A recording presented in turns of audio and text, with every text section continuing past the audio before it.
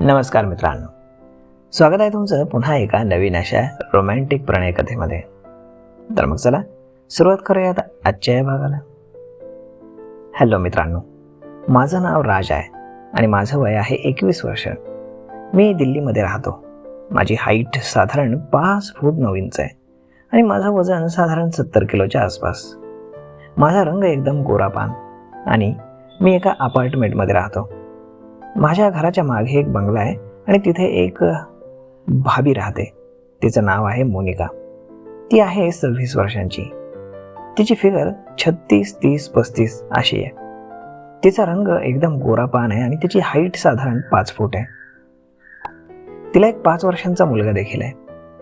तिचं तिच्या नवऱ्याबरोबर जुळत नव्हतं. मी माझ्या खिडकीमधून त्यांच्या बेडरूममध्ये नेहमी पाहत राहायचो.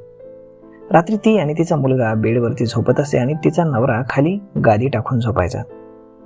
कारण तिच्या नवऱ्याला मुळातच आता सेक्समध्ये काही इंटरेस्ट उरला नव्हता. मी तिला पाहत होतो आणि खूप वेळा तिलाही समजत होतं की मी तिला पाहतोय. ती कपडे वाळवायला बाहेर आली की मी तिचे कलिंगड पाहायचा प्रयत्न करायचो. तिचं लक्ष गेलं तरी ती मला काहीच म्हणायची नाही. एक दिवस मी घरी एकटाच होतो आणि तेव्हा मला मोबाईलवरती एक फोन आला. मी म्हटलं हॅलो, कोण आहे? तर तिकडनं आवाज आला एका स्त्रीचा. मी म्हणालो मी राज आहे. मग ती म्हणाली की राज, मी तुझ्यासोबत मैत्री करू इच्छिते. डायरेक्ट असं म्हणाल्यानंतर मलाही थोडंसं जरा बरं वाटलं. तिचा आवाज एकदम कातील होता. मग मी म्हणालो की तुमचं नाव काय? तर ती म्हणाली की ते जाणून तू काय करणार आहेस?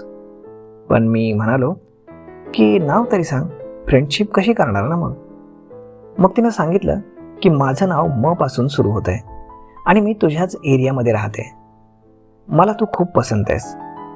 मग मी म्हणालो की मग तू कधी भेटशील मला? तर ती म्हणाली की एक वेळ आले की भेटेन तुला.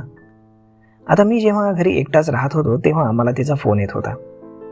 मग एक दिवस मला पुन्हा तिचा कॉल आला आणि त्यामध्ये एक गाणं वाजत होतं जे मोनिकाच्या घरामध्येही वाजत होतं. आणि तेव्हा मला समजलं की ही कदाचित मोनिका भाभी तर नाही. आता कधी भेटेल ही? तर मग तेवढ्यात तिनं पटकन फोन ठेवला. काही वेळानंतर तिनं पुन्हा कॉल केला आणि मी म्हणालो की मी तुला ओळखलंय, तू मोनिका भाभीस ना? बरं ठीक आहे, मग मी उद्या सांगते तुला की मी कोण आहे आणि उद्या आपण फिरायला जाऊ. मी म्हणालो ठीक आहे. तर मग संध्याकाळी 8 वाजता मी उद्या येते. तर मी म्हणालो ठीक आहे. मग दुसऱ्या दिवशी 8 वाजण्याची मी वाट पाहत होतो. त्यानंतर खरंच मोनिका भाभी आली संध्याकाळी 8 वाजता. मी बाईक घेऊन तयारच होतो आणि मग त्यानंतर ती मागे बसली आणि आम्ही गाडी चालवू लागलो. मी अधूनमधून जोरानं ब्रेक मारायचो तेव्हा मला खूप मजा यायची. आम्ही दोघे अशा ठिकाणी गेलो जिथे एकदम अंधार होता आणि तिथे काही कपल्स आधीच बसलेली होती. मग आम्ही आमची बाईक उभी केली. मी तिला बाईकवर बसवलं आणि तिच्या जवळ जाऊन मी उभा राहिलो आणि आम्ही बोलू लागलो. मी माझा एक हात तिच्या मांडीवर ठेवला होता आणि मी तिच्या चेहऱ्याजवळ आलो. आता आम्ही बोलत होतो आणि मग मी तिला विचारलं की तू तुझ्या नवऱ्यासोबत खुश आहेस का? तर ती म्हणाली की नाही, त्याचा उठतच नाही. मग काय करणार सांग ना तूच. मग मी म्हणालो की ठीक आहे, मी तुझा पक्का मित्र होईल, तू काळजी करू नकोस. तिनं माझा हात हातात घेतला आणि म्हणाली थँक्यू. आणि मग मी तिला मिठीत घेतलं, तिला गालावर किस केलं.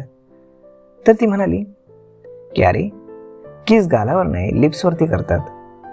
त्यानंतर तिनं स्वतःहून मला लिप्सवरती किस केलं.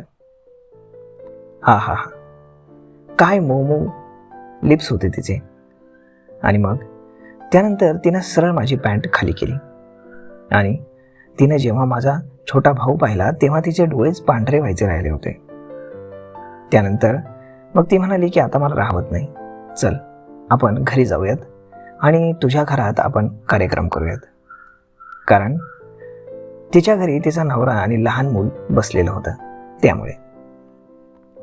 त्यानंतर मग आम्ही 1 तासभर मस्तपैकी कार्यक्रम केला आणि त्यानंतर मग ती तिच्या घरी निघून गेली.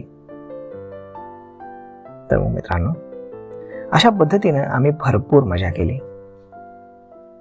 तर मित्रांनो, हा व्हिडिओ तुम्हाला कसा वाटला हे तुम्ही आम्हाला कमेंट करून नक्कीच सांगा. आणि जर आवडला असेल तर आपल्या जवळच्या मित्रमंडळींसोबत देखील हा व्हिडिओ तुम्ही शेअर करायला विसरू नका. धन्यवाद.